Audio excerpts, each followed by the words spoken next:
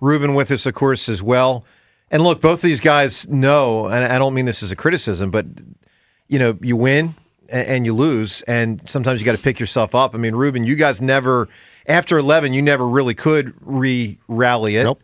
And, candidly, it's why, obviously, ultimately they moved off you, 3-4 years later. Jason, you guys did. I mean, you guys had it going with Chip there a little bit, not on the elite level, but had it going a little bit. It fell. It's tough for 2 years or so. Then you got it up to the highest level, and it fell again a little bit, and it really fell in 2020, and then you cranked it up again. So that's my career was really, really very odd. No, seriously, and I think it really is a testament to Howie in the front office. Yeah. I mean, it's how many players went to 2 Super Bowls and stayed within an organization their entire career through 4 different head coaches. Right. Probably none. And not just me. Not you and Lane. Not just me. Me, Lane Johnson, Fletcher Cox, Brandon Graham, Brent Selleck was in there for a hot minute. It's a very odd that there was so much continuity while also changing, and how quickly we rebounded from these down years. So I agree with you, but I'll add this, and I think this is one of the things where both Sirianni and Jalen, 26 is very important. Jeffrey Lurie, after he did not move off of Andy in 2011, since 2012, it is a very clear track record with Jeffrey and Howie. They will move fast. Yeah. They're not going to wait around for 3 or 4 years of failure. I mean, in the last 15 years, Joe Banner was let go, and it was around 2010 or so. Andy, Howie was dismissed without being fired, but removed from power, brought back, obviously. Carson was let go. Yeah. Doug was let go. Foles was let go. They'll move, man. They'll move fast. And in the league is only going faster. Pete Carroll was there for a year. There's 9 head coaching. I've never seen 9 head coaching vacancies in one offseason. Amazing. So the league is clearly making a statement. There's 2 or 3 first-year head coaches with teams in the playoffs. Sure. Teams screw this. We're done with the rebuild and all that. No, come in. You win now or show improvement or you're gone. Yeah. Well, Rhea, this will resonate with you. Remember when we were younger? Coaches would talk about, they literally, press conference, introduction. I've got a 5-year plan. I knew where you were going. No, that doesn't exist anymore. You imagine? It really doesn't. The next coach steps up. I got a 5-year plan, everybody. Well, the last People guy are making way too much money for that. The last guy who free did agency changed it also. The last guy who did do that was Dan Campbell. He did come in with a longer term deal, and credit to Detroit for allowing him to do that, and it worked out. They've built something I think really good there. I know it was a down year for him this year. The injuries have killed them for 2 years, but it's a win now league. There's so many coaches that have been hired and really brought juice year one. Right. That's the way it is. I think Howie is the guy that sort of has been the consistent person here. There's no question. Yeah. I mean, that's why he's one of the best, maybe if not the best GM in the game.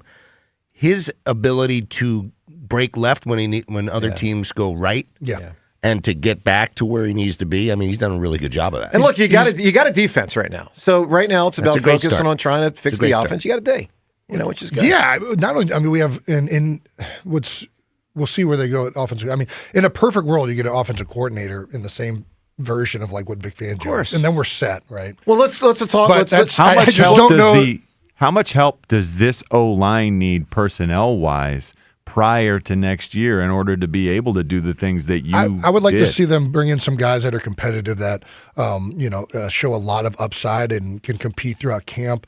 I think a lot of the line struggles were injury-based. I think Cam, had a rough beginning and middle of the season and had some bad plays at the end of the season, but I think physically it seemed like he started coming along towards the end of the year.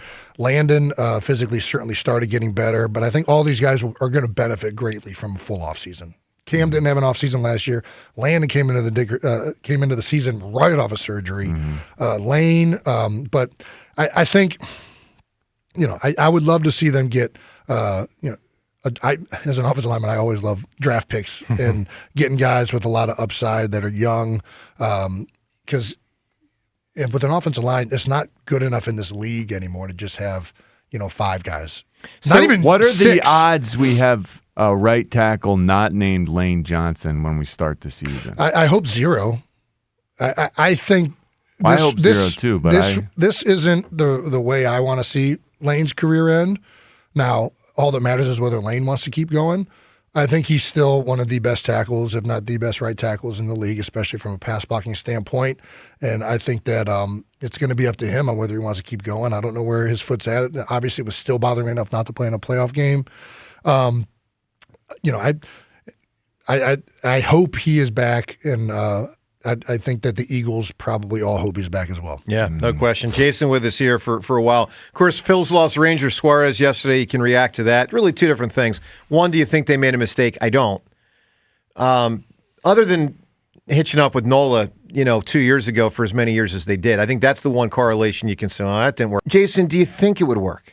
Let's expand the horizon. What's the only chance of either? Like, what's the other option is just continue doing what we're doing. Well, and have healthier offensive linemen, then you can run it again. Because they did win a Super Bowl this way 12 months ago. And they did. You're right. If they do have a healthy offensive line, and my thing is, I'm just kind of, I just want to stop this back and forth. I'm tired of he can't do this, or the offensive coordinator's scheme is too simple, and it's like, well, they're only doing this because of this, and he doesn't want to run, or the coaches and the organization doesn't want him to run. I'm just over that entire conversation and debate and what's happening. I agree. I think that at this point, I want to see a dynamic, creative, innovative offense that is utilizing motion, utilizing all these different route concepts, trying to do it in a way that is geared towards Jalen Hurts' skill set and what his strengths are as a player, because he has many. And then, we'll see. We'll see how it performs. And I think that great coaches find ways to coach things to players that it gets into their heads. I think Jeff Stoutland is a great teacher, and he doesn't teach me the same way as he teaches other tackles. And I think that,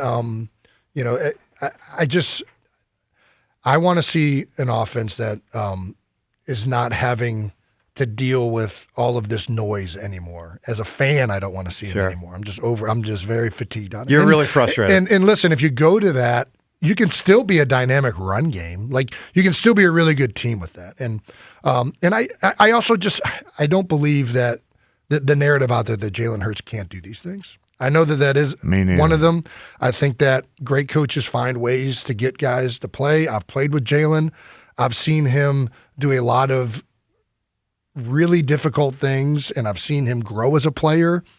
And I think Jalen is a guy that responds really well to an authoritative figure pushing him and being challenged. He rises to the challenge. I think he does. I think that it's a weird way in the modern NFL. Some guys really don't respond well to old school kind of coaching tactics. Mm-hmm. And I think Jalen, more than probably most guys I've played with, is really an old school mentality. Dad's a coach. Player. Grew up with that level of discipline just from pops. Yes. I think that affects it to some degree. Yeah. And listen, I think you want a coach that's just going to put you in the best position as possible. All that dude wants to do is win. I really think he does a great job of, that's